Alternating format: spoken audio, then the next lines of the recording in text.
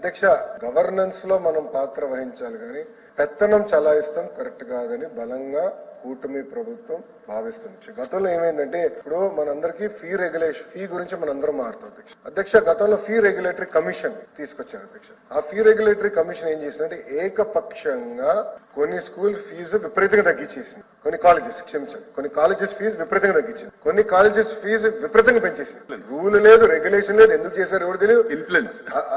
Influence అధ్యక్ష. గత ప్రభుత్వంలో అదే జరిగింది.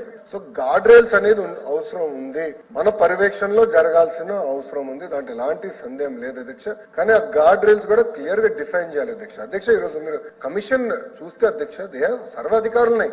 అసలు కమిషన్ వచ్చిన తర్వాత అసలు ఇంకా యాప్షే పాత్ర ఏంటండి, కమిషనర్ కాలేజియేట్ ఎడ్యుకేషన్ పాత్ర ఏంటో నాకే అర్థం అవ్వాలి. ఇప్పుడు కూర్చుని ముందర రోల్స్ అండ్ రెస్పాన్సిబిలిటీస్ రీడిఫైన్ చేద్దాం.